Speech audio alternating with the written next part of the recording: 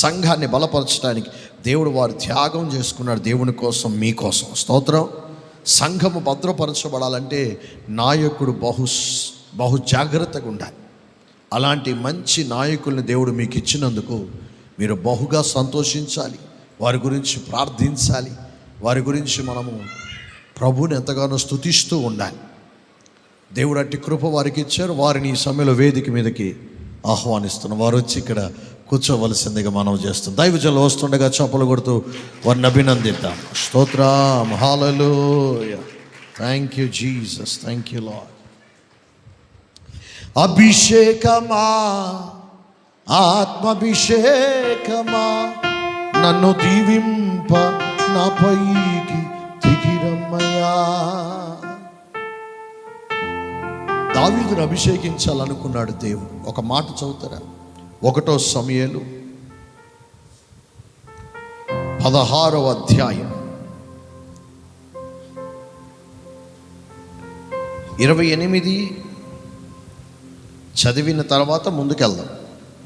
1 సమూయేలు 17వ అధ్యాయం, క్షమించండి.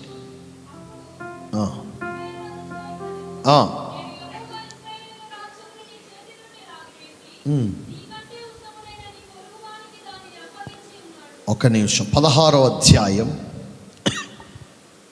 7వ వచనం చదవండి. ఇచ్చెను అతని రూపమును, అతని ఎత్తుని లక్ష్య పెట్టద్దు. మనుష్యులు లక్ష్య పెట్టు వాటిని యెహోవా లక్ష్య పెట్టడు. స్తోత్రం చెప్పండి. యెషయా ఇంటికి సమూయేలు ప్రవక్త తైలపు బుడ్డి తీసుకొని వచ్చాడు. దేనికి? ఒక రాజుని అభిషేకించటానికి. సమూయేలు యెషయా ఇంటికి రాగానే యెషయా తన పెద్ద కుమారుడు మొదలుకొని మిగతా 7 అందరిని తీసుకోవడానికి ప్రారంభించాడు. పెద్దవాడు పేరు ఏమిటి? ఎలియాబు. ఎలియాబు ఇంటిలో పెద్దవాడు. ఇంకా చూస్తుంటే ఆజానుబావుడని చరిత్ర చెప్తా. ఆజానుబావుడు అంటే ఏంటి? చేతులు మోకాలు దాకా ఉంటాయి. మా చేతులు ఉన్నాయా? లేవుగా. కొంతమంది చేతులు మోకాలు దాకా ఉంటాయి. వారు ఎత్తు, వెయిట్ అంత బలంగా ఉంటారు. నా ఈ ఎలియాబును చూడంగానే సమూయేలు లేచాడు. ఏమని? అబ్బా, ఇతడు చూడడానికి చాలా బాగున్నాడు. రాజ్ టీవీ ఎలియాబులో కనబడుతుంది. అబ్బా దేవా, ఇతడు మొదటివాడు కదా, ఇతను నేను అభిషేకిస్తే బాగుంటుందని సమూయేలు ఏం చేశాడు? లేచాడు. తైలపుట్టు తీసుకొని దేవుడు పైనుండి స్వరం వినబడుతుంది. ఏయ్ సమూయేలు, నువ్వు ప్రవక్తవే కానీ నా మాటను కాదని నువ్వు అభిషేకించడానికి వీల్లేదు. స్తోత్రం. సమూయేలు ఏం చేస్తున్నాడు? ప్రవక్తే, అభిషేకించబడిన వాడే. కొన్నిసార్లు పై రూపాన్ని చూసి మోసపోతుంటాం. స్తోత్రం, హల్లెలూయా. ఈ రోజు నుంచి దేవుడు వారికి అట్టి వివేచన ఇవ్వబోతున్నాడు దైవజనుడికి ఈరోజు. స్తోత్రం, హల్లెలూయా. పై రూపాన్ని చూసి ఇక్కడ ఎవరిని కూడా హెచ్చించే స్థితి ఉండనే ఉండదు ఇక్కడ. ఆమేన్, హల్లెలూయా. దేవుడు ఏమన్నాడు? పై రూపాన్ని చూడొద్దు, మీరు పై రూపాన్ని చూస్తాను, నేను అంతరంగాన్ని ఎరిగిన వాడిని. స్తోత్రం. అయితే అదంతా అయిపోయిన తర్వాత కిందకు వస్తే 11వ వచనం చదువు. ఉన్నారా అడిగితే అడుతాడు. ఇంకా కడసరి వాడున్నాడు. అయితే వాడు అతడు ఈ గుంపులో లేడు, రాజ్య అధికారంలో లేనివాడు. అతడు నేను రాజుగా నియమించాలని అనుకోలేదు. అతడు గొర్రెలు కాసుకోవడానికి పంపించేశాను. అయితే సమూయేలు ఏమన్నాడు? ఆయన్ని పిలవాలి. అతడు ఇక్కడికి వచ్చేవారు. దావీదు వచ్చేదాకా అంత నిశ్శబ్దం అయిపోయింది. స్తోత్రం. అప్పుడు దాకా హంగు ఆర్భాటాలు బాగానే ఉన్నాయి, ఎత్తు ఆర్భాటం బాగానే ఉంది, డ్రెస్ అంతా అందరూ తెల్లగా వేసుకున్నారు మీలాగా అక్కడ కూడా. స్తోత్రం, హల్లెలూయా. పై కనబడడానికి అంత బాగానే ఉన్నారు. ఈరోజు దేవుడు అంతరంగ స్వభావాలన్నీ బయటకు తీసుకొచ్చే దినాలుగా ఉండబోతున్నాయి ఈ 2 దినాలు. స్తోత్రం, హల్లెలూయా. దేవుడు చూస్తున్నాడు ప్రతి విషయాన్ని. ఆయన దృష్టికి మరుగైంది. చెప్పాలందరూ ఏది లేదు అనుకుంటున్నామేమో బాగానే కూర్చున్నామని. అంతరంగంలో ఏమేమి ఉన్నాయో వాటినన్నిటిని దేవుడు చూస్తున్నాడు. జాగ్రత్త. అభిషేకించబడ్డానికి ముందే నిన్ను నీవు పరిశుద్ధపరచుకుని దేవుని సందులో నీ జీవితాన్ని సమర్పించుకో. ఆమేన్, హల్లెలూయా. అతడు లోపలికి వస్తూ ఉన్నాడు. అక్కడ ఉన్నాడు అయ్యా, వచ్చేదా కూర్చోబెట్టాడు. కూర్చోబెడితే లోపలికి వస్తుంటే చూడండి అక్కడ ఏముందో. లోపలికి తోడుకొని వచ్చినప్పుడు స్తోత్రం చెప్పండి ఒకసారి, హల్లెలూయా. ఎర్రని వాడును, చక్కని నేత్రములు గలవాడును, చూచుటకు సుందరమైన వాడిగా గొర్రెలు కాసుకునేవాడు ఇట్టుంటాడా? ఏందా చెప్పరేంది? ఈ పొద్దున పోతే ఎడారిలో సాయంత్రం అయ్యింది. గొర్రెలు కాసుకునేవారు ఎంతమంది ఉన్నారు ఇక్కడ? గొల్లోళ్ళు. మాలాగా యాదవులు గొర్రెలలో ఉన్నారు ఇక్కడ. తెల్ల గొల్లోళ్ళు, నల్ల బొల్లోళ్ళు లేరా? స్తోత్రం, హల్లెలూయా. సరే, గొర్రెలు కాసుకునేవారిని చూసారా లేదా? దారిలో మన వీధుల్లోనే కనపడుతుంటారుగా. పొద్దున పోయేటప్పుడు ఎట్టుంటారు, రాత్రి వచ్చేటప్పుడు ఎట్టుంటారు వాళ్ళు? ఎట్టుంటారమ్మా చెప్పండి నాయన? వికారంగా వాడిపోయి బొస్సు అనుకుంటూ వస్తుంటే దావీదును చూస్తుంటే ఇది పై వేషమా లోపల వేషమా? అది మీకు అర్థమైపోవాలి. స్తోత్రం, హల్లెలూయా. ఇప్పుడే దేవుడు ఏమన్నాడు? పై వేషాన్ని. మరి ఇప్పుడు ఏ వేషం మాట్లాడుతున్నాడు ఇక్కడ?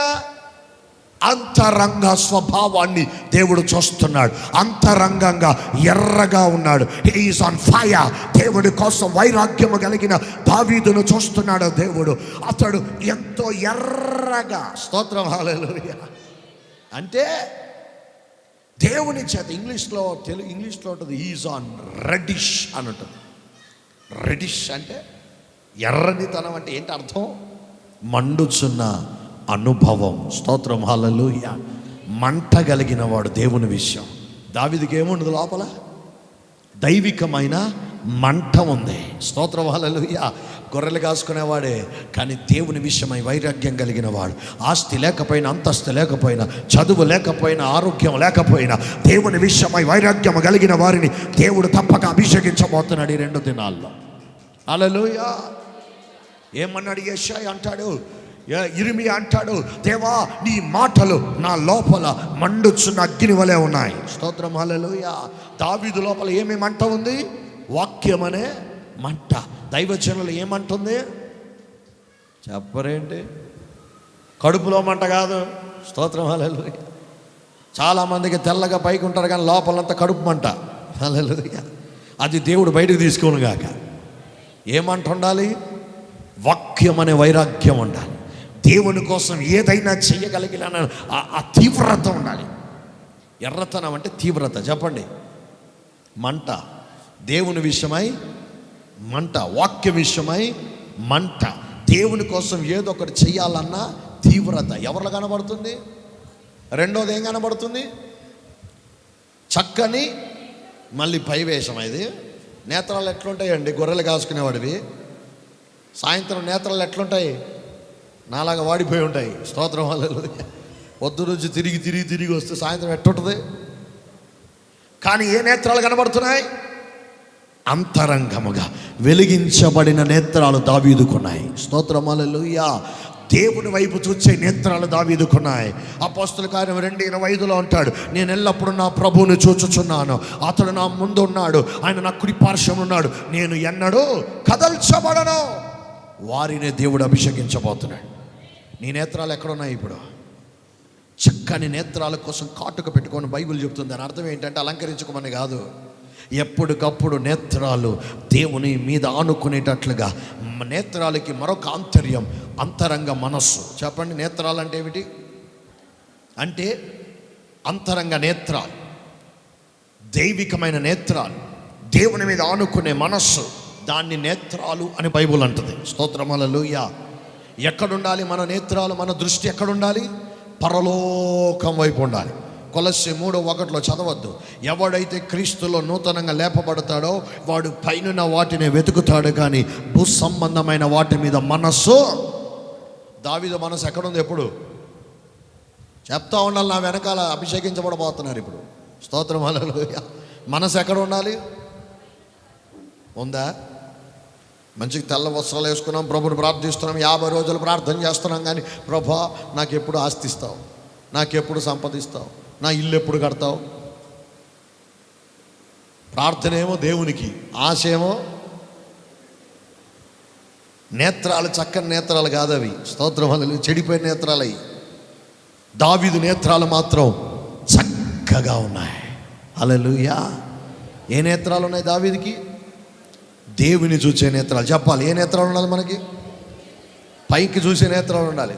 ఏ నేత్రాలు ఉండాలి అంటే నెత్తికెక్కిన నేత్రాలు కాదు. స్తోత్రం హల్లెలూయా. కొంతమంది కళ్ళు నెత్తికెక్కుంటాయి, వాళ్ళు అనుకుంటారు నాకు కూడా నెత్తికెక్కిన కళ్ళు. ఆ నేత్రాలు కాదు. స్తోత్రం హల్లెలూయా. నేత్రాలు ప్రభువుని చూసే నేత్రాలు, చక్కని నేత్రాలు, దేవుని మీద ఆ మనస్సు నిలిపిన నేత్రాలు ఎవరికైతే ఉంటాయో వారినే దేవుడు అభిషేకించబోతున్నాడు. స్తోత్రం హల్లెలూయా.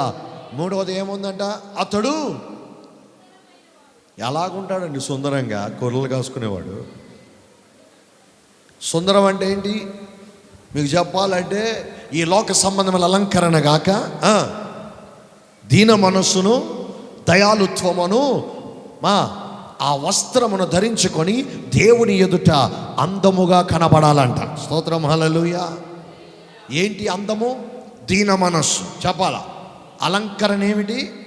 దీన మనస్సు, సాత్వికము, వినయము, మర్యాద, విధేయత.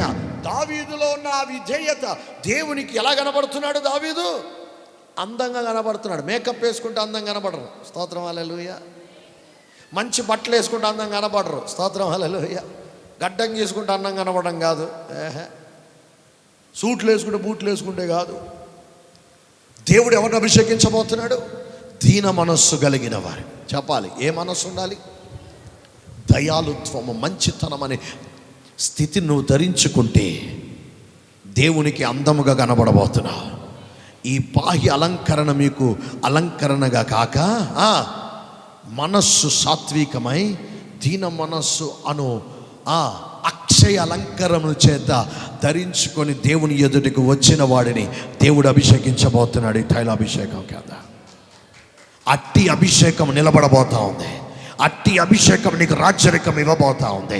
నువ్వు గొర్రెల కాసుకొని ఉండొచ్చు, పరిస్థితులు నీకు వేరుగా ఉండొచ్చు, కానీ దావీదులో ఉన్న ఆ యొక్క తీవ్రత, ఎర్రనితనము, చక్కని నేత్రాలు, ఆ అందము దేవుని కనబడతా ఉంటే. ఇప్పుడు చదువు ఏమైంది అక్కడ? 13. అతడు రాగానే ఎవరు మాట్లాడుతున్నారు ఇక్కడ? అప్పుడు దాకా కోరుకోలేదు అన్నాడు. 7 మంది వస్తే కోరుకోలే అన్నాడు. లేస్తున్నాడు, కూర్చుంటున్నాడు. ఇప్పుడు కూర్చోగానే దేవుని స్వరం వినబడుతుంది. లే సమూయేలు, నేను కోరుకున్నవాడు లోపలికి వచ్చాడు, ఇతడిని నువ్వు అభిషేకించబోతున్నావు. ఈ అభిషేకము దేవుడు అతని మీద నిలిపి ఉంచబోతున్నాడు. స్తోత్రం హల్లెలూయా. ఆ అభిషేకమా అక్కడ ఆగిపోయిందా చెప్పాలా? ఆగిపోలా. అది తరతరాలుగా కొనసాగుతూనే ఉంది. స్తోత్రం హల్లెలూయా. ఆయన ఒక్కసారి అభిషేకిస్తే ఎవరినైనా అభిషేకం నిలిచే ఉండబోతుంది. ఆమేన్. దేవుడు అట్టి కృప మనకు అనుగ్రహించినందుకు ఈ దినాన్న మనం ప్రభువుని ఎంతగానో స్తుతిస్తూ ఆరాధిస్తూ ముందుకి సాగిపోదుముగాక. ఆమేన్. ఏదైనా ప్రత్యేకంగా ఆహ్వానించబడిన దైవజనులు మన మధ్యలో ఉన్నారు. పాస్టర్ షాయిక్ యేసుఫ్ గారు, ఒంగోలు ప్రాంతంలో సేవ చేస్తున్న దైవజనులు, వారిని ప్రేమపూర్వకంగా ఆహ్వానిస్తున్నాం. వారితో పాటు బ్రదర్ యూపీ విద్యాసాగర్ గారు కూడా వారు మన మధ్యలో ఉన్నట్లయితే వారిని కూడా ప్రేమపూర్వకంగా ఆహ్వానిస్తున్నాం. గట్టిగా చప్పలు కొడుతూ ప్రభువును స్తుతిస్తూ వారిని ఆహ్వానించుకుందాం. హల్లెలూయా.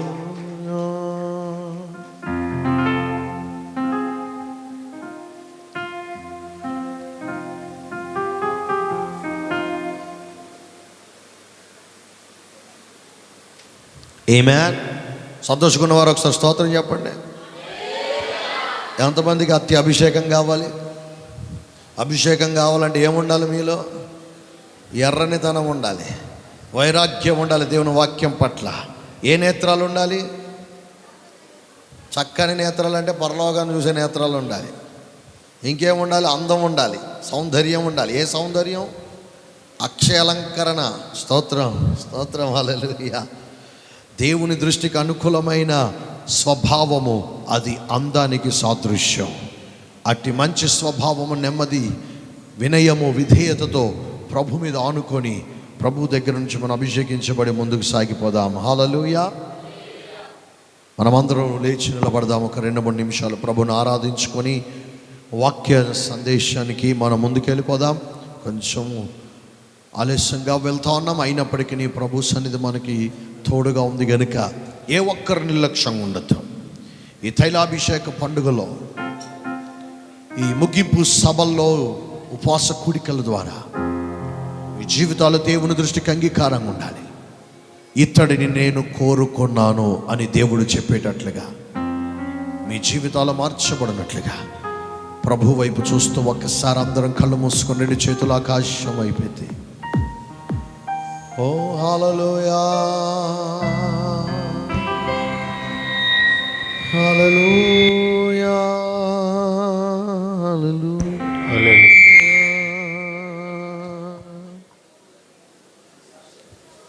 నోరు తెరవాలి, 2 చేతులెత్తి ప్రభుకి స్తోత్రార్పణ చేయాలి. స్తుతి యాగం అర్పించువాడు నన్ను మహిమపరచువాడని చెప్తా ఉంది బైబిల్ గ్రంథం. ప్రభుని స్తుతించడం మొదలు పెట్టండి 2 చేతులెత్తి. ఎవరు మౌనంగా ఉండద్దు. ప్రభువా, నీవు కోరుకున్న వ్యక్తిగా నేను మారాలి. మనుషుల దృష్టికి కాదయ్యా నేను అనుకూలంగా ఉండాల్సింది, నీ దృష్టికి నేను అనుకూలంగా మారాలి. నీవు నన్ను అభిషేకించాలి అంటే దావీదుకున్న ఆ 3 లక్షణాలు మాకు దయచేయమని అడగండి. ప్రభువా, హల్లెలూయా, హల్లెలూయా, హల్లెలూయా. వాక్యం విషయమైన వైరాగ్యం, నాలో ఆత్మ సంబంధమైన మంట, దైవికమైన దృష్టి, నీ దృష్టికి అనుకూలమైన సౌందర్యం, ఈ అంచె దినాల్లో నేను కలిగి నేను ముందుకు సాగిపోవాలి. ఓ హల్లెలూయా. అభిషేకమా, ఆత్మాభిషేకమా, నన్ను దీవింప నా పైకి దిగిరమ్మయ్యా. అభిషేకమా, ఆత్మాభిషేకమా, నన్ను దీవింప నా పైకి దిగిరమ్మయ్యా. ఓ అభిషేకమా, నన్ను దీవింప నా పైకి. నీవు నాలోనున్నా నాకు భయమే లేదు, నేను దావీదు వలె నుందును. నీవు నాతోనున్నా నాకు భయమే లేదు, నేను దావీదు వలె నుందును.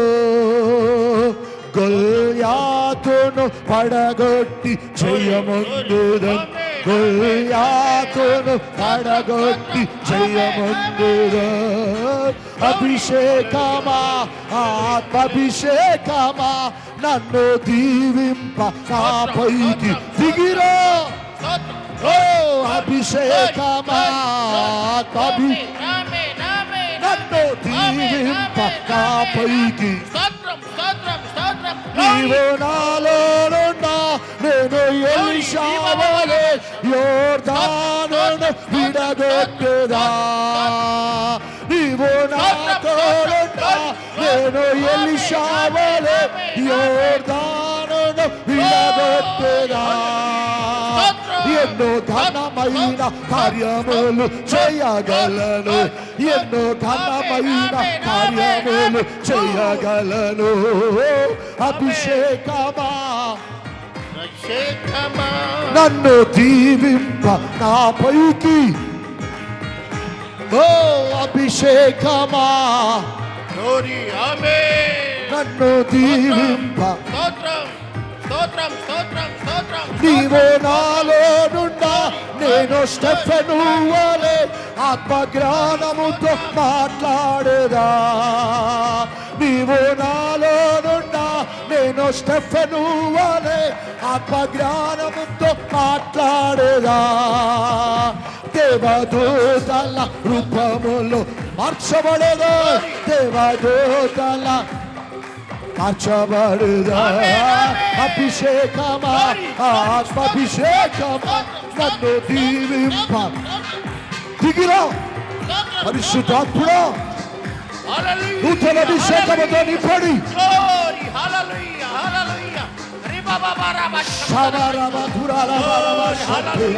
హల్లెలూయా హల్లెలూయా హల్లెలూయా హల్లెలూయా హల్లెలూయా స్తోత్రం స్తోత్రం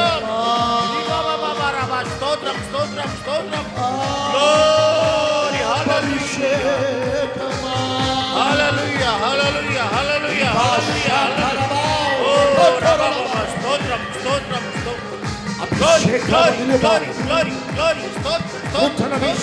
నింపబడవలసిన సమయాలది. దేవుడు నిన్ను కోరుకోవాలి.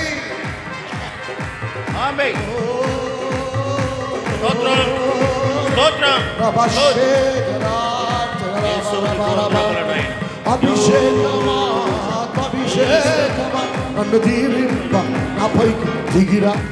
అభిషేకమా నన్ను దీవింప నాపై దిగిరమ్మయా. హల్లెలూయా హల్లెలూయా హల్లెలూయా ఓ హల్లెలూయా హల్లెలూయా హల్లెలూయా.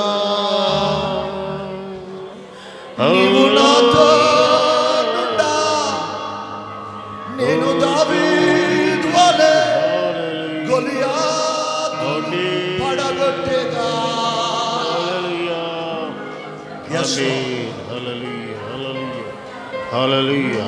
నీవు తోడుండగా భయమే లేదు.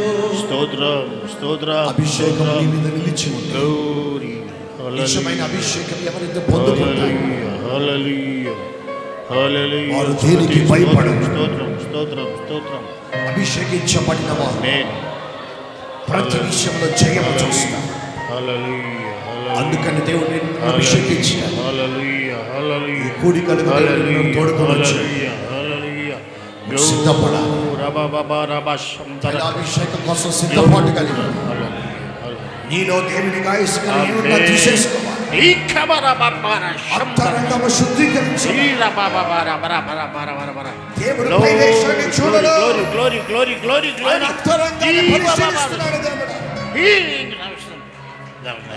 హల్లెలూయా హల్లెలూయా గ్లోరీ గ్లోరీ హల్లెలూయా ఫైర్ హల్లెలూయా స్తోత్రం. వెలిగించున్నాను వెలిగించున్నాను. మహోన్నతుడా మహాగణుడా ఆమేన్. అద్వితీయ సత్యదేవ నేను గణపరుస్తున్నా. నిజమే ప్రభువా, ఈ అభిషేక కూటాల్లో నిజమైన అభిషేకం పొందుకోవటానికి మీ దృష్టికి అనుకూలమైన ఆత్మీయ స్థితి మా అందరికీ దయచేయండి. నీవు కోరుకుంటేనే సమూయేలు అభిషేకించాడయ్యా దావీదుని. మేము కూడా నీవు కోరుకునే స్థితిలో మేము ఉండాలి. అంతటి కృప ఈ రాత్రి బిడ్డల మీద అనుగ్రహించి కుమరించి మహిమ పొందండి. జరగబోయే కార్యక్రమంతో పరిశుద్ధాత్ముడ నీ ఆత్మాభిషేకం కింద నీ ఆత్మాధ్వర్యంలో వచ్చి నడిపించమని యేసు నామములో అడిగి వేడుకుంటున్నాం మా తండ్రి. ఆమేన్ ఆమేన్ ఆమేన్. దయచేసి కూర్చుందాం. దేవుని పట్ల ఉన్న వైరాగ్యాన్ని కొనసాగిస్తూ ఉండండి. దేవా నాతో ఏదో నువ్వు మాట్లాడాలి, నన్ను బలపరచాలన్న తీవ్రత మీలో కొనసాగుతుండగా ఈ సమయంలో వాక్య సందేశం మనం వినబోతున్నాం.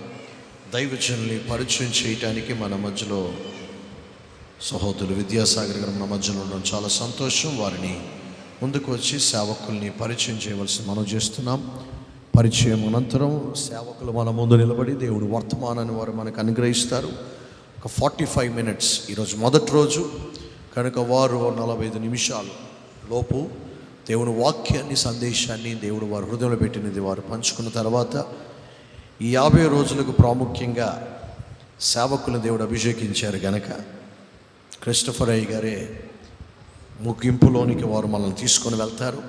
కనుక దీన్ని ఎవరు కూడా నిర్లక్ష్యం ఉండకుండా ప్రభు మీద ఆనుకొని ముందుకు సాగిపోదాం. ఈ సమయాన్ని దైవజనులు విద్యాసాగర్ గారికి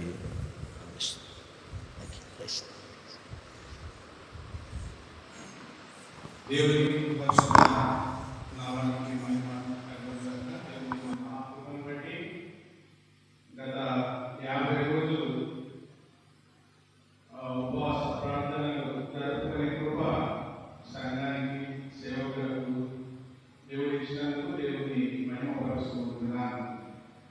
దేవుని సన్నిధిలో 50 రోజుల వరకు ప్రార్థిస్తూ సంఘం కొరకు, విశ్వాసాల కొరకు ఈ 50 రోజులు తిరగకుండా ఫాస్టింగ్లో ఉండి దేవుని సన్నిధిలో కనిపెట్టుకుంటున్నారు. ఈ ముగింపు సమావేశానికి దేవుని చేత బలంగా వాడబడుతున్నటువంటి దైవజనులను ఆహ్వానించడం జరిగింది. షేక్ యూసుఫ్ గారు మహమ్మదీయ మతంలో పుట్టినటువంటి వ్యక్తి, దేవుని చేత పట్టబడినటువంటి వ్యక్తి. వారు గుంటూరు ప్రాంతానికి చెందినవారు. బాపట్ల వారి యొక్క ఉన్నటువంటి తాలూకా కార్లపాలెం అనే గ్రామంలో ఆయన జన్మించాడు. చిన్నతనం నుంచే అమ్మ ద్వారా దేవుని సన్నిధికి నడిపింపబడ్డాడు. ఆ విధంగా కొనసాగుతూ దేవుని యొక్క మహాకృపను బట్టి ఆయన దేవునికి సమర్పించుకొని 1999 సంవత్సరంలో యేసుక్రీస్తును సొంత రక్షకునిగా అంగీకరించాడు. సేవకు ఆయన 2004 సంవత్సరంలో ఆయన సేవకు సమర్పించుకున్నాడు. ప్రస్తుతం దేవుని పరిచర్యలో కొనసాగేందుకు దేవుని సన్నిధిలో కనిపెట్టినప్పుడు దేవుడు ఆయన ఒంగోలు ప్రాంతానికి పంపించాడు. అక్కడ బ్రదర్ గారు ఒక మందిరాన్ని ఏర్పరచుకొని దేవుని సేవలో వాడబడుతూ అనేక ప్రాంతాలలో ఉపసంఘాలు ఏర్పాటు చేస్తూ పరిచర్యలో కొనసాగుతున్నాడు. అయ్యగారు వైద్యులుగా మాకు పరిచయం అయింది జర్మియా గారిని సందర్భంలో అడ్డాల సంఘంలో 3 days మీటింగ్స్ వరకు ఆయనను అడిగినప్పుడు రాజశేఖర గారిని ఏర్పాటు చేశారు. ఆయన మదనపల్లిలో ఉంటారు. వారిని ఏర్పాటు చేశారు. అనుకోకుండా ఆయన ఆరోగ్యం సహకరించినందున రాజశేఖర రావడం లేదని ఫోన్ చేశారు. ఫోన్ చేసినప్పుడు మేము వెంటబడికి వెళ్ళి ఆయగారితో కూర్చొని ఒకవేళ రాజశేఖర రాకుంటే అన్న మీరే రావాలని మేము పట్టుబట్టాము. జరిగిన అయితే నేను ఆల్రెడీ డేట్స్ వేరే సంఘానికి చేశానన్న అని ఆయన ప్రార్థన చేసుకొని 1 గంట తర్వాత అయ్యగారి పేరు ప్రపోజ్ చేశాడు. ఆయన ఒంగోలు ప్రాంతంలో ఉన్నారు. మంచి దైవజనుడు, దేవుని చేత పట్టబడి బలంగా వాడబడుతున్నాడు. ఆయనను ఆహ్వానిస్తే బాగుంటుందంటే ఎక్కడనే అయ్యగారి ద్వారానే పూజ చేయించి మాట్లాడి అడాలకు అక్కడ ఆహ్వానించడం జరిగింది. అక్కడ ఘనంగా 3 రోజుల వాక్య పరిచయం జరిగింది. తర్వాత రీసెంట్గా ఎద్దల గ్రామంలో 3 రోజుల వాక్య పరిచయం కూడా అక్కడికి కూడా పిలువబడ్డాడు. జడ్చర్లో మా సంఘానికి ఆహ్వానించాం. అక్కడ 2 రోజులు వాడబడ్డాడు. చాలా బలంగా దేవుని ఆత్మచేత నడిపింపబడుతున్నటువంటి దైవజనులు. వారు మనతో ఇక్కడ ప్రయాణించి ఇక్కడికి రావడం నిజంగా ఆ దేవుడు మనకు అనుగ్రహించినటువంటి శ్రేష్టమైనటువంటి విషయం. కాబట్టి నేను సాధారణంగా ఆహ్వానిస్తున్నా వాక్య పరిచయం ఆమేన్. మన మధ్యలో మిర్యాలగూడను సేవ చేస్తున్న సుదర్శన్ దైవజనులు ఉన్నారు. వారిని కూడా వేదిక మీదకి రావాల్సింది మనం చేస్తున్నాం. దైవజనులు సుదర్శన్ గారు ఉన్నట్లయితే please come sir. Thank you. చప్పలు కొడుతూ మరొకసారి సేవకులకు సమయాన్ని అప్పచెప్దాం. Thank you.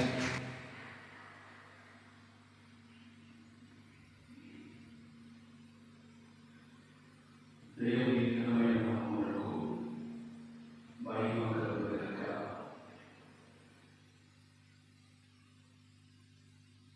కూడి వచ్చిన దేవుని పిల్లలందరికీ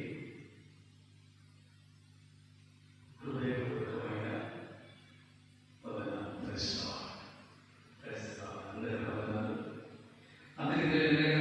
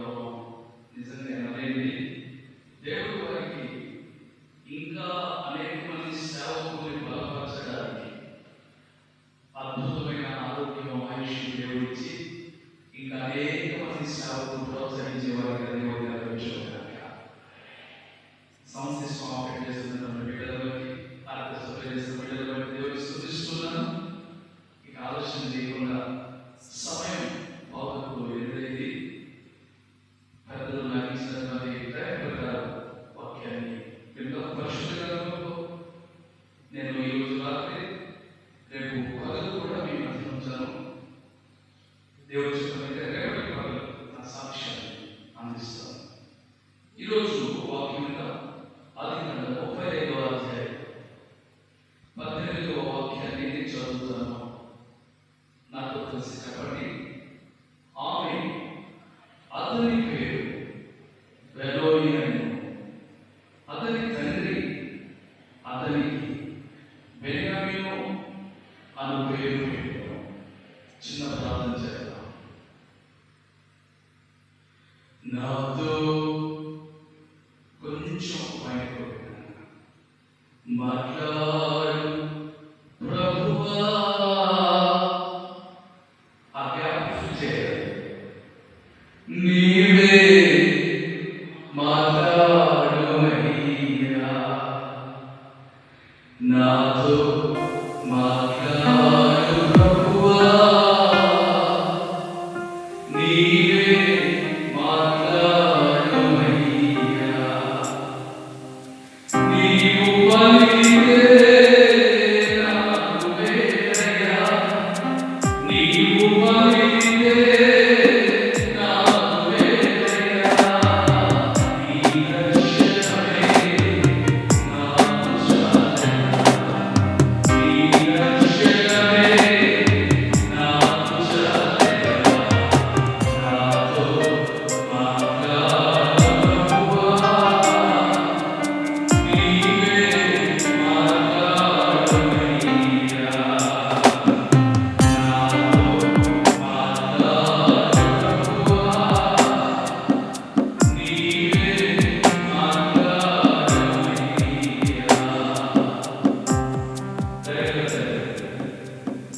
నీ సేవకుని మరుగుపరచండి. దయగల నీ మాటలు సమభూమి ఎరిగినటువంటి ప్రదేశంలో మమ్మల్ని నడిపించుగాక. ఆత్మ ప్రతి హృదయాన్ని కనపడేలా చేయుగాక. నీ వాక్కు వెలుగనేయుల తోడనే వెలుగు కలుగుగాక. యేసు నామములో ప్రార్థిస్తున్నాను తండ్రి. ఆమేన్. చదవబడిన వాక్యభాగంలో చదవబడిన వాక్యభాగంలో యాకోబుని దేవుడు ప్రేమించినటువంటి భార్య రాహేలు. రాహేలు కలిగినటువంటి కుమారుడు యాకోబుకి 12వ సంతానం.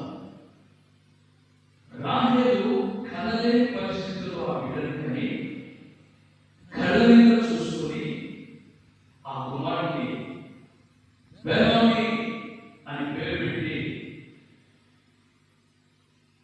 తాను చనిపోతున్నానన్న విషయం గ్రహించినటువంటి రాహేలు బెన్యామీను పేరు పెట్టి తన భర్తతో, వీడు నాకు కన్నీరు మిగిల్చాడు, వీడు నాకు దుఃఖాన్ని మిగిల్చాడు, వీడి పేరు దుఃఖపుత్రుడే, వీడికి ఏ సంతోషం, ఏ సమాధానము, ఏ దేవుని వరము, ఏ దేవుని కృపను పెట్టుకోవడానికి నాకు ఇష్టం లేదు.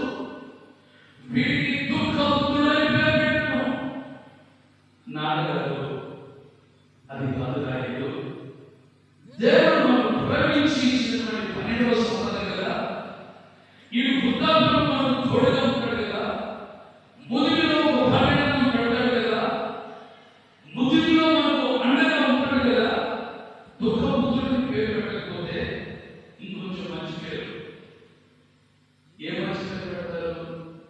ఇదిగో నా కొడుకు పేరు దుఃఖపుత్రుడని ఒప్పుకోను, తన పేరు బెన్యామీను అంటే నాకు కుడి భుజములో వాడు. దేవుడు కదా ఆ పేరు పెట్టాడు. తల్లి చనిపోయింది. తన జీవితం చూస్తే నాన్నగారు చెప్పినట్టుగా కుడి భుజంలో ఉంటాడేమో అనుకుంటే తాను పెరిగి పెద్దవాడిన తర్వాత నాన్నగారికి తల్లిగారికి మిగిలిపోయాయి. తన జీవితం ఏమాత్రం బాగలేదు. తన బ్రతుకు ఏమాత్రం సరైనటువంటి తండ్రికి కానీ అన్నదమ్ములు కానీ కుటుంబానికి కానీ ఏ మంచి పేరు తెచ్చేది కాదు. కనీసం మంచి సాక్ష్యం కానీ ఆ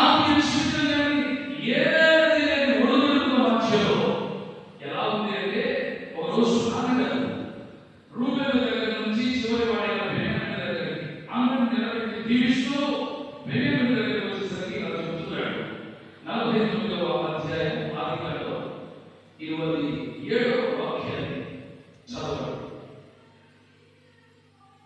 బెలయము చీల్చున్నది తోడె అతడు ఉదయమందు ఎరతి అస్తమయమందు దోపుడు సొమ్ము పంచుకొనును. జరుగుతుంది. బెలయములో రూబేను వారసుని దీవెనించాడు, యూదాని వారసుని దీవెనించాడు, ఇశ్మాయేలు వారసుని దీవెనించాడు, దాను వారసుని దీవెనించాడు.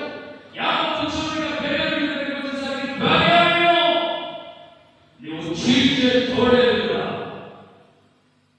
తల్లి పుట్టినప్పుడు నీ తల్లి దుఃఖపుత్రుని పేరు పెట్టి కాదు, వీడు సంతోషించేవాడు, కుడి భుజంగా ఉంటాడు, వృద్ధాప్యంలో అన్నం పెడతాడు, మంచి పేరు తెస్తాడు, ఇంట్లో చివరివాడు, పన్నెండవవాడు, కడసారివాడు, తల్లిదండ్రులకు అండగా ఉంటాడని కోటి కాదులు కలిగిన చివరికి జీవితం చూస్తే చీల్చే తోడేలుగా నీ జీవితం శబ్దమైన జీవితం ఉంది. పదవంత యానం తిని ఒకటి తత్వాలు చూస్తే మత్తు పానీయాలు తాగి మత్తు పదార్థాలు తిండి బదులాగా మారి నిద్రపోయి పగలంతా పని చేయకుండా సోమరిగా మారి రాత్రంతా దోపుడు సొమ్ము, దొంగతనాలు, అపవిత్రమైనటువంటి ఏవేవో పాడిపోయినటువంటి కార్యాలు చేస్తూ, దొంగతనాలు చేస్తూ, నరహత్యలు చేస్తూ, వ్యభిచారం చేస్తూ, దేవునికి ఆయాసకరమైన కార్యాలు చేస్తూ జీవితం శోభితమైన స్థితిలో నీకు ఏ పేరు పెట్టాలో తెలియక నీకు తోడేలుగా ఉంటున్నాడు. అతనికి కన్నీరు రాష్ట్రం చెప్పేటువంటి మాట ఇది. నేటి రోజున ఇక్కడ కూర్చున్నటువంటి వీడియోలో మనమందరం కూడా 50 రోజుల నుంచి ఉపవాస ప్రార్థన చేసి దేవుని సన్నిధిలో ఏదో సాధించాలి అని, ఏదో పొందుకోవాలి అని ఎన్నో ఆశలు కూర్చున్నాం. కూర్చున్న తల్లిదండ్రులుగా, కూర్చున్నటువంటి తాతగా, కూర్చున్నటువంటి చెల్లెలు అనగా దేవుడు మాట్లాడుతున్నటువంటి అద్భుతమైన మాట ఏంటంటే మన కుటుంబంలో కూడా బెన్యామీనులు ఉన్నారని.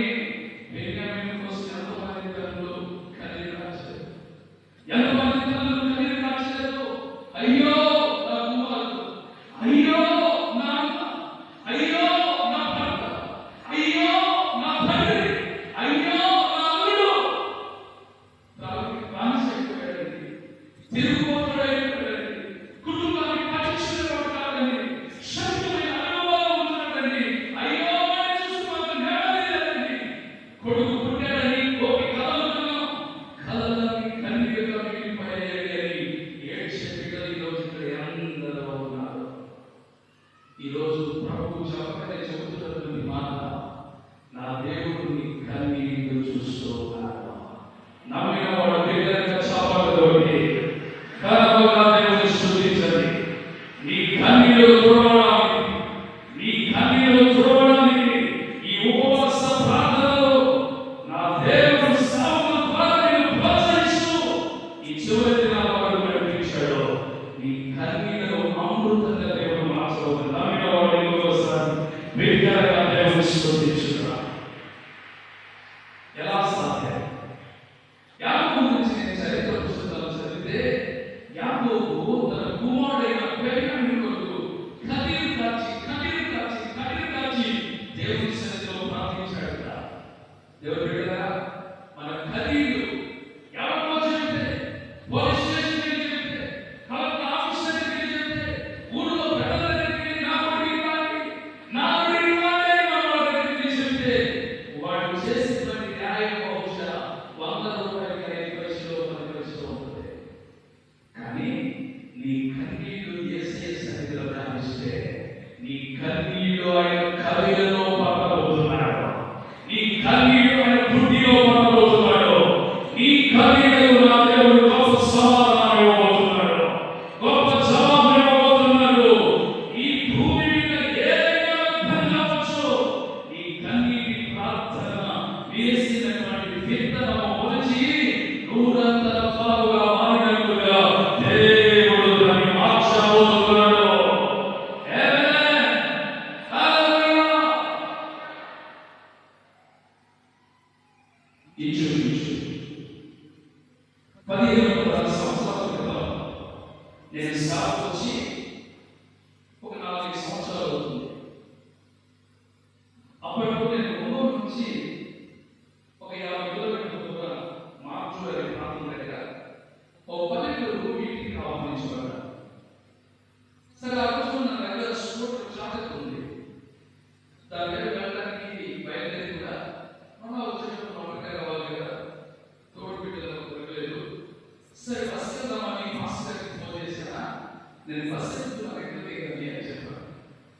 ఆ మాస్టర్ గారు అన్నారయ్యా అన్న, ఆర్డినరీ బస్ ఎక్కింది, గుంటూరు బస్సు, ఎక్స్ప్రెస్ ఎక్కితే దిగాల్సిన స్టాప్ కాబట్టి ఆర్డినరీ గుంటూరు బస్ ఎక్కుతున్నా. సాయంత్రం 4వ ప్రాంతంలో ఆర్డినరీ గుంటూరు బస్ ఎక్కాను. నేను ఎక్కినటువంటి బస్సులో ఒకే ఒక సీట్ ఖాళీ ఉంది. విండో పక్కన తమ్ముడు కూర్చొని ఉన్నాడు. తన పట్టిన ఖాళీ ముందు కూర్చున్నా. ఆ తమ్ముడు ఏదో ధైర్యం కూడా సంథింగ్ ఏదో తింటున్నాడు. స్మెల్ చాలా మనకు అలవాటే కదా, చాలా ఇబ్బందికరంగా ఉంది. నేను వేరే సీట్ ఉందేమో అక్కడ చూస్తా ఉన్నా. ఆ తమ్ముడే కాల్ ఇచ్చాడు. ఏమని, ఏంటన్నా ఏమైనా ప్రియావడమా నోటి మీద ఉన్నది, ఏడవ పెట్టిందో చూద్దా మాట్లాడలా. నేను వెంటనే, తమ్ముడా నువ్వేదో తింటున్నావు, అది కొంచెం ఇబ్బందిగా ఉంది, అందువల్ల సీట్ కోసం చూస్తున్నానంటే ఒకటి ఏడేదన్నా ఏడేదన్నా కావాలన్నా అన్నాడు. ఏదన్నా ఖైదీ తిన్నారా, ఖైదీ ఏంటంటే కామన్ అంటారు. నేను చెప్పాను, తప్పదా కామన్ ఇంకో మాట చెప్తాను, నువ్వు తిన్న ఖైదీ బ్యాక్ సైడ్ అది తింటే క్యాన్సర్ వస్తుందని చూసావా అన్నాను. ఆడన్నాడు, తిన్నవాడన్నీ అన్నా అన్నాడు. మరి నిజమే కదా, తిన్నవాడు అర్థం వస్తుందా, లేదు కదా. నేను అన్నాను, ఏం చేస్తావు తమ్ముడా,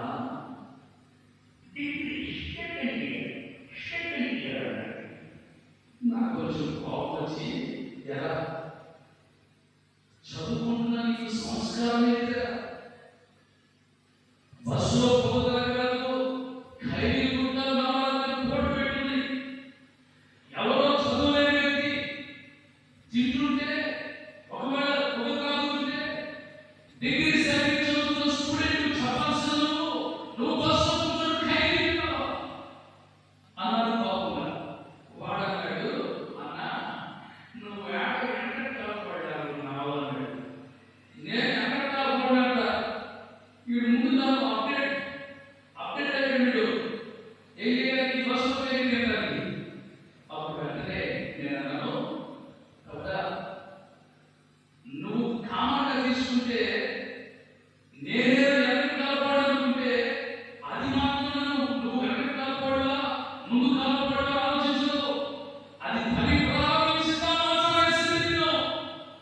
అన్నాడు. వెనక్కి వాడన్నాడు, అన్న నువ్వేం చేస్తావన్నా అన్నాడు. నేను పాస్ అయినా బస్ స్టాండ్కి పోతా ఉంది, సంభాషణ ముందులో వాడు అన్నమాట, మా ఊళ్ళో మా పాస్టర్ కూడా ఏం చెప్తారు అన్నాడు. ఎవరు తింటారు, జనం తింటున్నారు. నాకు అర్థమంటే ఆ మాటలుగానే తల తీసేసినట్టు అనిపించింది.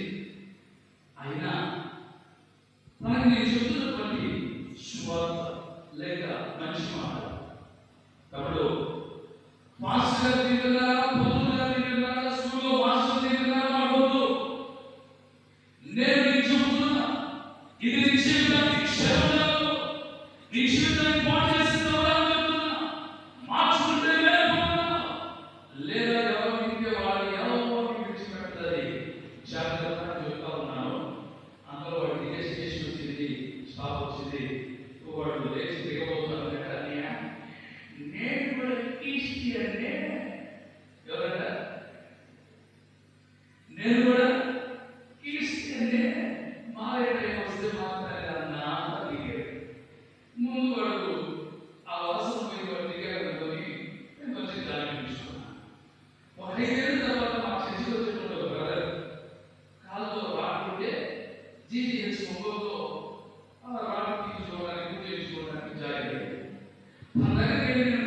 చేసి వస్తున్నా.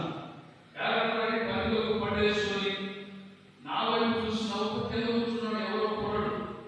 దగ్గరకు వచ్చి తమ్ముడా ఎవరు నువ్వు, నేను తెలుసా నీకు అన్నాడు.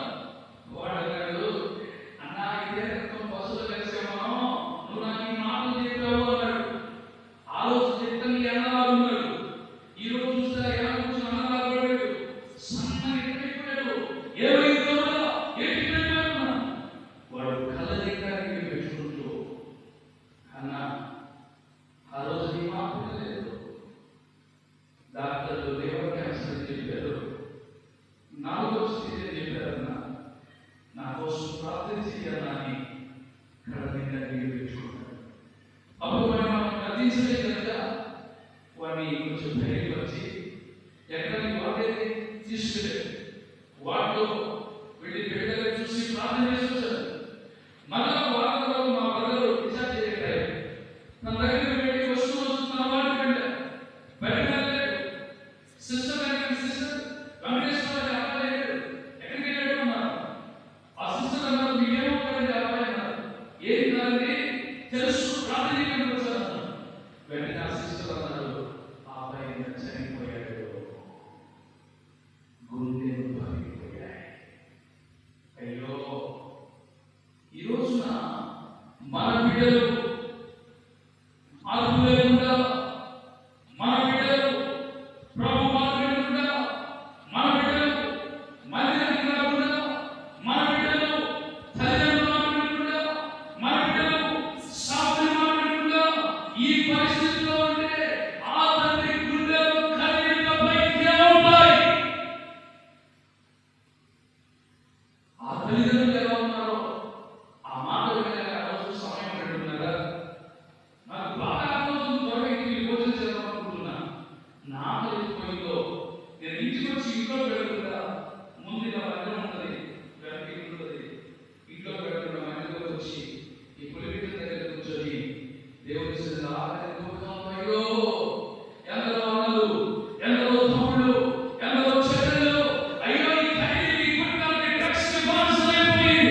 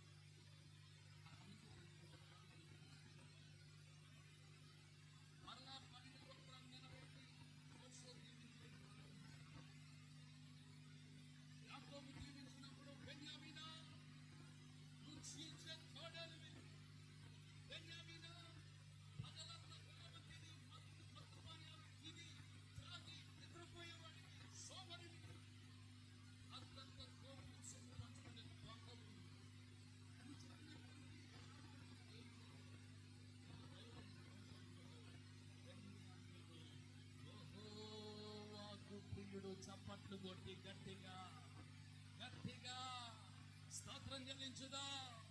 తండ్రి కన్నీళ్లు దర్శించాయి, తండ్రి కన్నీళ్లు పట్టుకున్నాయి, తండ్రి కన్నీళ్లు బెన్యామీను జీవితాన్ని మార్చేశాయి. ఇప్పుడు బెన్యామీను యెహోవాకు ప్రియుడుగా అర్పణ చెందాడు. స్తోత్ర స్తోత్ర. ఈ రోజున గుండెలో నిండా హృదయం అంతా తండ్రి లైవ్లో ఉండి దేవుడి మాటలు వింటున్నటువంటి సహోదరుడా సహోదరు, ప్రభువుకి మాట్లాడుతున్నటువంటి మాటలు తెలుసా? బెన్యామీను దేవునికి ప్రియుడిగా ఎలా మారాడో ఈ కుటుంబంలో ప్రస్తుతం దేవునికి దూరంగా ఉన్నవారు నా ప్రభుకి ప్రియులుగా మార్చబడబోతున్నారు. దేవునికి సమీపస్తులు కాబోతున్నారు. దేవుని దూషించిన వారు, దేవుని ఎగతాళి చేసిన వారు, నీ భక్తిని దూషించిన వాళ్ళు, నీ ఆత్మీయ జీవితాన్ని దూషించిన వాళ్ళు, నీ ప్రార్థన జీవితాన్ని దూషించిన వాళ్ళు, బైబిల్ పట్టుకొని వెళుతున్నావని అపహాస్యం చేసిన వాళ్ళు అదే బైబిల్ పట్టుకొని నీ వెంట దేవుని మందిరానికి రాబోతున్నారు.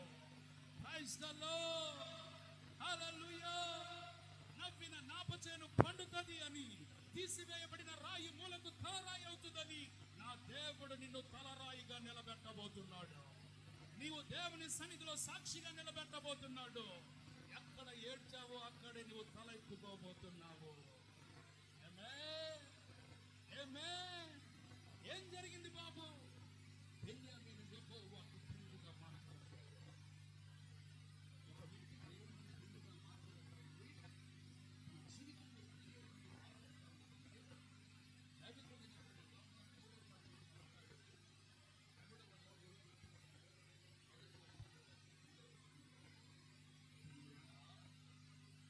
నీ ఆత్మ వర్ధిల్లుచున్నప్పుడు నీవు అన్ని విషయములలో వర్ధిల్లుచు సౌఖ్యముగా ఉండవలెనని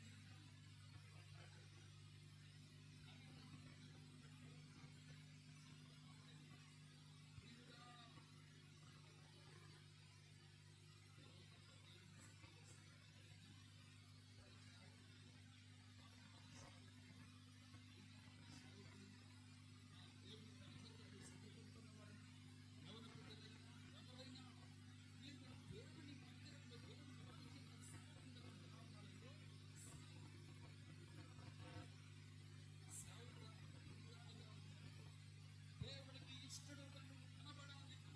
దైవజనుడు ప్రియుడా, నీ ఆత్మ వర్ధిల్లుచున్నప్పుడు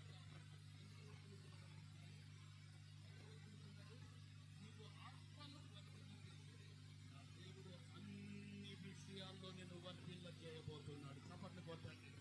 చదువులో వర్ధిల్ల చేయబోతున్నాడు, ఉద్యోగంలో వర్ధిల్ల చేయబోతున్నాడు, వ్యాపారంలో వర్ధిల్ల చేయబోతున్నాడు, నీ చేతి పనిలో వర్ధిల్ల చేయబోతున్నాడు, నీ పొలంలో వర్ధిల్ల చేయబోతున్నాడు, నీ పశువుల సంపదలో వర్ధిల్ల చేయబోతున్నాడు. నీ కన్న బిడ్డల జీవితంలో నా దేవుడు వర్ధిల్లే అనుభవం నీ కళ్ళ ముందు చూపించబోతున్నాడు. కారణం ఏంటో తెలుసా? నువ్వు దేవునికి ప్రియుడు. నువ్వు దేవునికి ఒక ప్రియమైన దానివి. ప్రియుడా నిన్ను, ప్రియుడా నిన్ను చూడాలని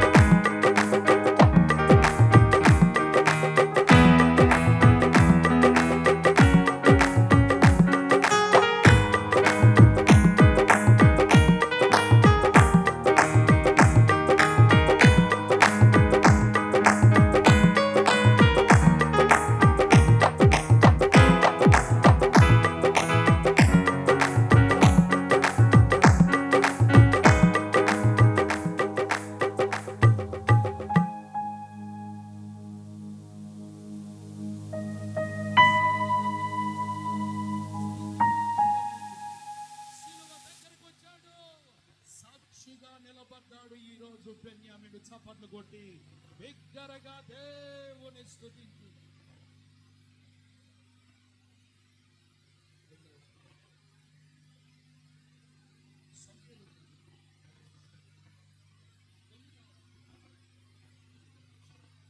బెన్యామీను దేవునికి ప్రియుడయ్యాడు.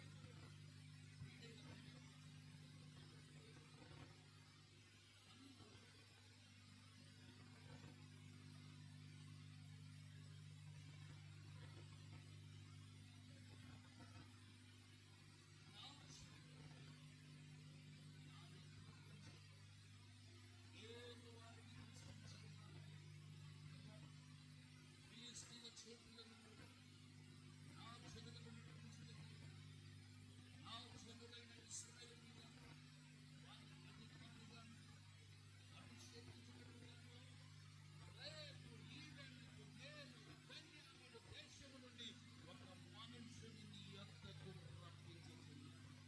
చేతులెత్తి స్తోత్రం చెప్పండి. తీసివేయబడిన బెన్యామీనా, తాగుబోతువైన బెన్యామీనా, తిరుగుబోతువైన బెన్యామీనా, తల్లి మాట వినని బెన్యామీనా, తండ్రి మీద తిరుగుబాటు చేసిన బెన్యామీనా, ఇప్పుడు బెన్యామీను ఏమవుతున్నాడు తెలుసా?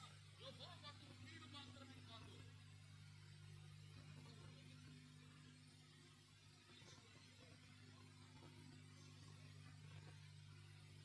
మూడు రోజులు ఎక్కడికి పోయినా గాడిదలు రాలేదు. తండ్రి అంటున్నాడు సల్లా, గాడిదలని 3 రోజులు అయిపోయి ఎక్కడికి రాలేదు అని వాడిని తీసుకొని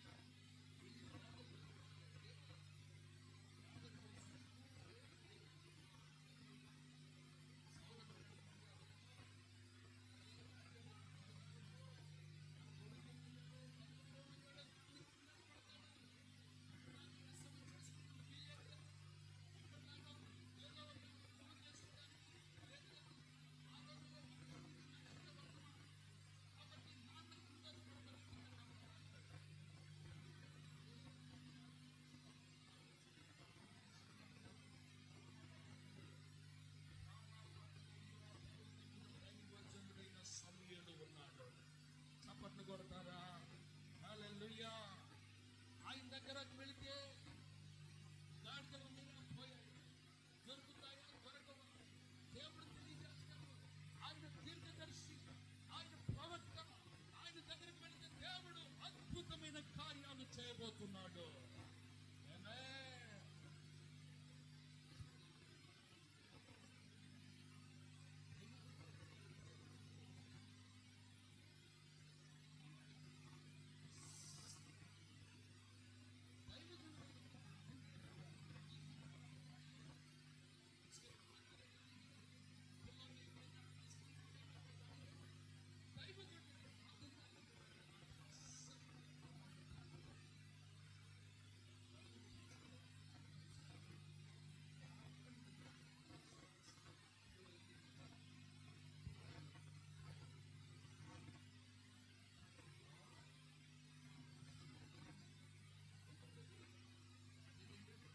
ఆశీర్వాదం దీవించిన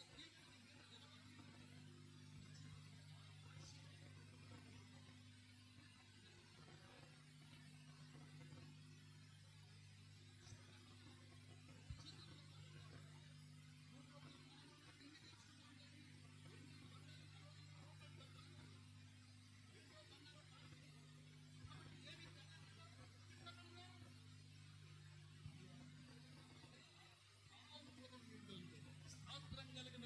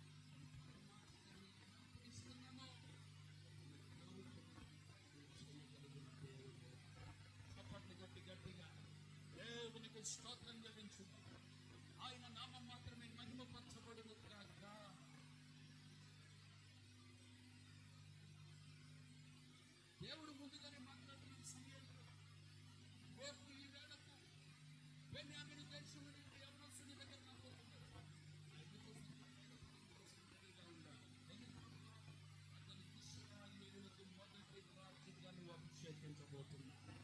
చప్పట్లు కొట్టండి. హల్లెలూయా. అధికారిగా నువ్వు చేయబోతున్నావు, రాజుగా చేయబోతున్నావు, సింహాసనం మీద అతన్ని కూర్చుండబెట్టబోతున్నావు. దేవునికి స్తోత్రం. అంటే గాడిదలు కాచుకునేటువంటి ఒక సౌలు, ఎక్కడో గాడిదలు పశువులు సంబంధించినటువంటి ఒక సౌలు సింహాసనం మీద కూర్చోబెట్టడానికి ఎవరు అభిషేకిస్తున్నారు? సమయలు. హల్లెలూయా. ఈరోజు దేవుడు తన సేవకుల ద్వారా అభిషేక తైలము ద్వారా నీ తల మీదకి సౌలు మీదకి వచ్చిన అభిషేకం రాబోతుంది. సౌలు మీదకి వచ్చిన ఆశీర్వాదం రాబోతుంది. సౌలు మీదకి వచ్చిన దీవెన రాబోతుంది. నా దేవుడు రాజుగా నిన్ను చేయబోతున్నాడు, ఆశీర్వదించబోతున్నాడు, అభివృద్ధితో నింపబోతున్నాడు, నీ అప్పుల సమస్య నుండి విడిపించబోతున్నాడు, ఆత్మ సంబంధమైన దీవెనలతో నింపబోతున్నాడు. ఆత్మలో పరవళ్ళు త్రొక్కేటువంటి అభిషేకము, ఆత్మలో పరవశించే అభిషేకం నా దేవుడు నీకు ఇవ్వబోతు. నమ్మిన వాళ్ళు గట్టిగా చాపట్లతో ఆయన నామం స్తుతించండి, స్తుతించండి, స్తుతించండి. బలమైన అభిషేకము, సౌలు మీదకి దిగి వచ్చిన అభిషేకము, దావీదు మీదకి దిగి వచ్చిన అభిషేకము, ఆ ఆది అపోస్తుల మీదకి దిగి వచ్చిన అభిషేకము నా దేవుడు ఈ రోజు నీ మీద కృమ్మరించబోతున్నాడు. నా దేవుడు నీ తలపై కృమ్మరించబోతున్నాడు. దేవునికి స్తోత్రం కలుగును గాక.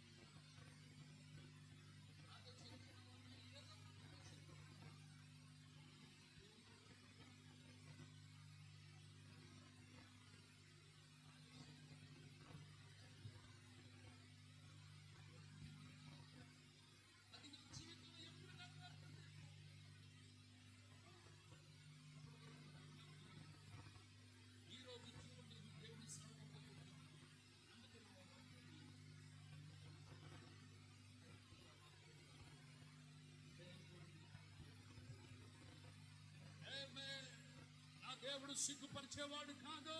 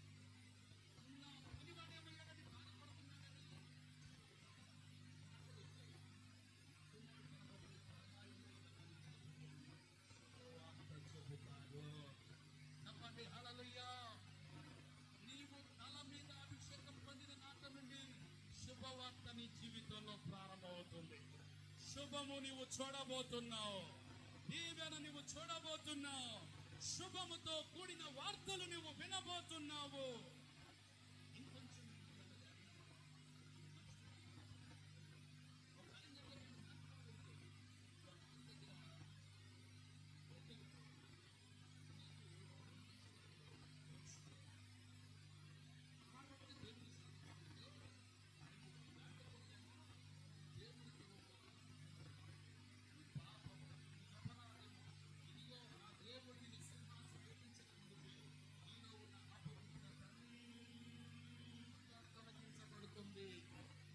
ఉపవాస ప్రార్థనలో పాల్గొన్న తల్లి గారు, తల్లిదండ్రులు, అమ్మ, అందరూ, బాబు, దేవుడు మీతో మాట్లాడుతున్న మాట, ఎంత ప్రార్థన చేసినా మీ ప్రార్థన ఫలించాలంటే మేక పిల్ల బలైపోయినట్లుగా నీలో పాపం బలైపోవాలి.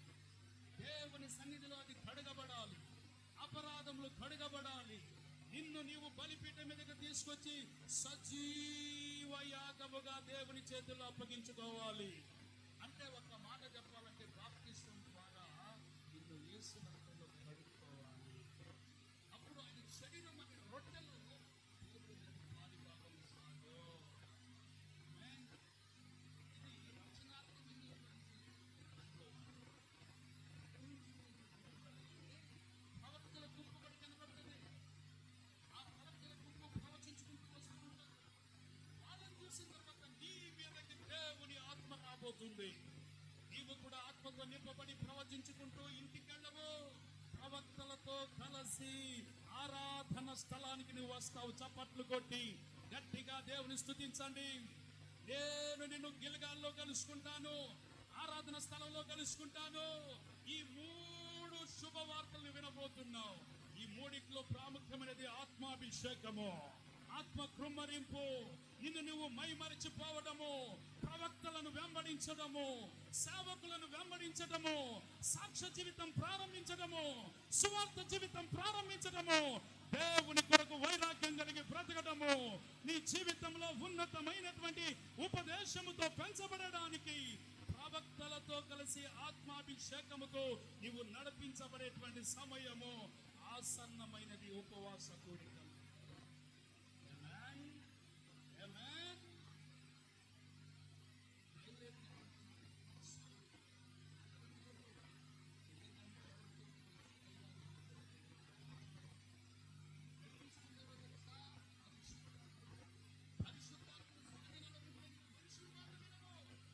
పరిశుద్ధాత్మ స్వామిలో ఉండే వ్యక్తి మాత్రమే ఆత్మీయ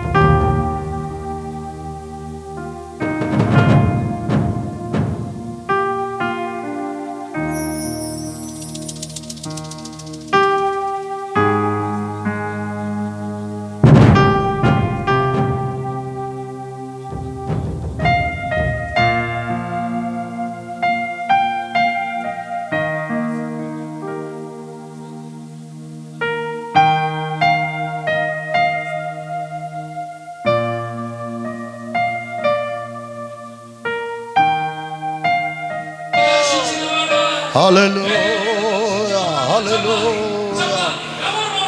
మౌనం ఉండకుండా నోరు తెరవండి, నోరు తెరవండి, నోరు తెరవండి. ఈ రాత్రి దేవుడు బెన్యామీను దీవించిన దేవుడే ఇక్కడ కూడా ఉన్నాడు. బెన్యామీను వలె నీవు కూడా ఆశీర్వదించబడాలని దేవుడిని ఇక్కడికి పిలిచి ఉన్నాడు. బెన్యామీను వలె తృణీకరించబడినప్పటికీ ఆయనకు నీవు దాసుడువై, ప్రియుడువై, అభిషేకించబడి దీవించబడటానికి హల్లెలూయా, హల్లెలూయా, హల్లెలూయా. ప్రియుడిగా దేవుడిని మారుస్తున్నాడు.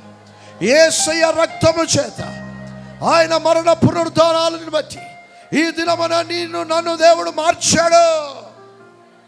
నువ్వు ఇక బెన్యామీను గోత్రములో ఉన్నప్పటికీ బెనోని కాదు, బెన్యామీను వలె దేవుని చేత ఆశీర్వదించబడిన వాడవు, దేవుని చేత ఆశీర్వదించబడిన దానిగా అభిషేకము పొందుకొని అనేకులను దీవించే స్థితిలోనికి దేవుడి రాత్రి మనల్ని తీసుకొని వచ్చినందుకై ఒక్కసారి గట్టిగా స్తోత్రం చెల్లించండి. అందరూ కూడా నోరు తెరిచి ప్రభువును స్తుతించండి, ప్రభువును స్తుతించండి. హల్లెలూయా, హల్లెలూయా, హల్లెలూయా. Thank you Lord, thank you Lord. హల్లెలూయా, హల్లెలూయా, హల్లెలూయా. ఎన్నిక లేని వాడన్ ఎన్నో కున్నావు నన్ను, ఎన్నిక లేని వాడన్ ఎన్నో కున్నావు నన్ను, మన్నిక చేయుచున, మన్నిక చేయుచున, మానక కాపాడు దేవా యేసువా, భజింతు నిన్ను, నీ నామ స్మరణ చేతున్, నీ నామ స్మరణ చేతు, యేసువా భజింతు నిన్ను, నీ నామ స్మరణ చేతున్, నీ నామ స్మరణ చేతు. ఎన్నిక లేని వాడన్ ఎన్నో కున్నావు నన్ను, చెప్పు. ఎన్నిక లేని వాడన్ ఎన్నో కున్నావు నన్ను, మన్నిక చేయుచున, మన్నిక చేయుచున, మానక కాపాడు దేవా యేసువా, భజింతు నిన్ను, నీ నామ స్మరణ చేతు, నీ నామ స్మరణ చేతు, యేసువా.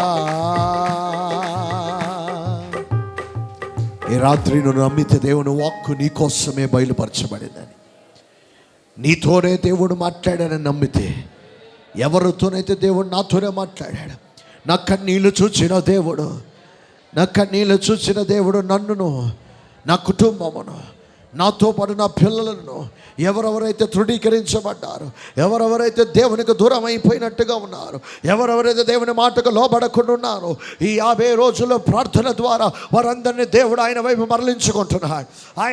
వారిని దేవుడు ఆయన వైపునకు తిప్పుకుంటున్న రాత్రి దేవుడు వారిని దర్శిస్తున్నాడు. ఇక్కడున్న వారిని దర్శిస్తున్నాడు, సమీపముగా ఉన్న వారిని దర్శిస్తున్నాడు, దూరముగా ఉన్న వారిని కూడా ఆయన దర్శిస్తున్నాడని నమ్ముతున్నా. కదారబా షబరబా రగతురాలబా. నువ్వు పొందబోతున్న అభిషేకం అది నీ వరకు మాత్రమే ఉండబోదు. వాగ్దానం చేయబడినట్లుగా నీకును, నీతో వారికి, సమీపస్తులకు, దూరస్తులకు కూడా అది చెందబోతా ఉంది. హల్లెలూయా. ఇట్టి కృప పొందుకున్న మనము ఈ రాత్రి ధన్యులము. ఇది ఆరంభం. రేపు దేవుడు ఇంకా నీతో మాట్లాడబోతున్నాడు. ఉదయం రేపు ఇంకా సుదినముగా దేవుడు ఉంచబోతున్నాడు. దేవుడు మనల్ని బలపరుస్తున్నాడు.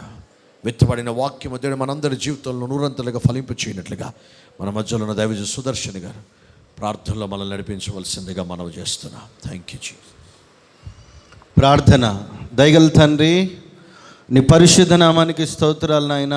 గనుడానికి నిండు కృతజ్ఞతలు తండ్రి. మీ దాసులు 50 దినాలు మీ పాదాల దగ్గర తండ్రి ఎంతో గోజాడి మీ దగ్గర మొరపెట్టి ఉండగా తండ్రి, దానికి ప్రతిఫలముగా ఈ దినమందు నాయన ఈ రాత్రికాల వేళలో అభిషక్తులైన దైవ సేవకులను అభిషేకించిన ఆయన బలముగా ఆయా ఇక్కడున్న ప్రతి ఒక్కరిని దర్శించి మాట్లాడి ధైర్యపరిచి బెన్యామీను వలె ప్రతి ఒక్కరిని లేవనెత్తబోతున్నదిగా ఈ స్తోత్రం. ప్రతి ఒక్కరిని నాయన దీవెనకరంగా మార్చి కృపాక్షేమములతో నింపి మీ నామానికి మహిమ తెచ్చుకోమని ఉదయకాలం జరుగుతున్న ఆరాధన ఘనంగా జరిగించమని యేసు నామములో ప్రార్థిస్తున్నాం పరమ తండ్రి. ఆమేన్. ఆమేన్. Praise the Lord. అందరం దయచేసి కూర్చుందాం. దేవుడు మిమ్మల్ని దీవించును గాక. హల్లెలూయా.